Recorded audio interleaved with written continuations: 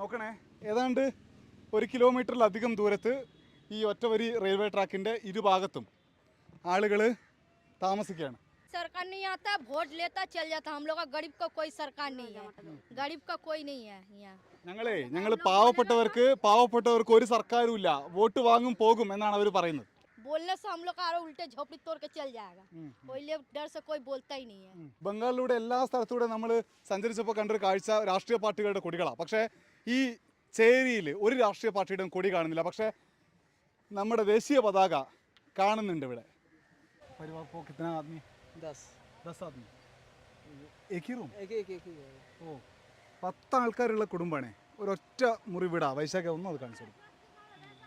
देखेगा गरीब को तो देखता उगता है नहीं, जो तो सब ऊपरी वाला को देखता है. മുകളിലുള്ളവരെ മാത്രമേ സർക്കാർ നോക്കുള്ളൂ, താഴെയുള്ള ആൾക്കാരെ നോക്കില്ല എന്നുള്ളത്. നോക്കേ, ഇതാ ഈ വീടൊക്കെ നോക്ക്. ഒരു അമ്മ ഇവിടുന്ന് ക്യാ കർത്തത് पता काटता है और क्या करेगा. 3 മനുഷ്യർ താമസിക്കുന്ന ഒരു വീടാണിത്, ഒരു കുടിലാണിത്. നോക്ക്, എങ്ങനെയാണ് ഈ കാറ്റിൽ മഴയിൽ കൊടും വെയിലൊക്കെ മനുഷ്യർ ഇതിൽ താമസിക്കുക? എത്ര കാലം കഴിയണം ഇതൊക്കെ ഒന്ന് മെച്ചപ്പെടുത്തി എടുക്കാൻ വേണ്ടി? ആരാണിത് ചെയ്യേണ്ടത്? अभी हम लोग का रेल लाइन में उतना मदद नहीं कर रहा है. हम लोग तो वोट दी ही जा रहा है. अब जो पार्टी जीत रहा है वो पार्टी को तो हम लोग वोट दे रहे हैं. हम लोग तो अभी दीदियों को वोट दे रहे हैं. जिंदगी तो चलाना ही पड़ता है, जैसे भी चले. कम खाओ कम खाओ, चाहिए सरकार जब देगा तब ना लेंगे. छीन के तो किसी से कुछ नहीं ना ले सकते हम.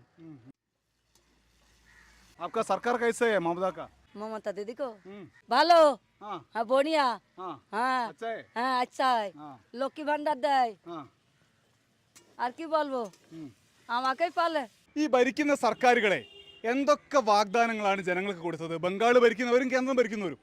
2 കോടി യുവജനങ്ങൾക്ക് ഓരോ വർഷവും തൊഴിൽ, വീടില്ലാത്തവർക്ക് വീട്, വീട്ടിലേക്ക് പൈപ്പ് കണക്ഷൻ, സൗജന്യമായിട്ട് ഗ്യാസ് കണക്ഷൻ. ഇതാ കൊൽക്കത്തയിലേക്ക് വരൂ, ഇവിടെ നോക്കൂ, എന്താണുള്ളത്?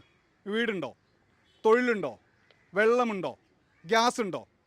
എന്താണ് ഈ ഭരിക്കുന്ന സർക്കാർ ജനങ്ങൾക്ക് കൊടുത്തത്? ഈ ചോദ്യം ജനങ്ങൾ കൊൽക്കത്തയിൽ നിന്നും ചോദിക്കുന്നുണ്ട്. അത് മമതയോടുമുണ്ട്, മോദിയോടുമുണ്ട്.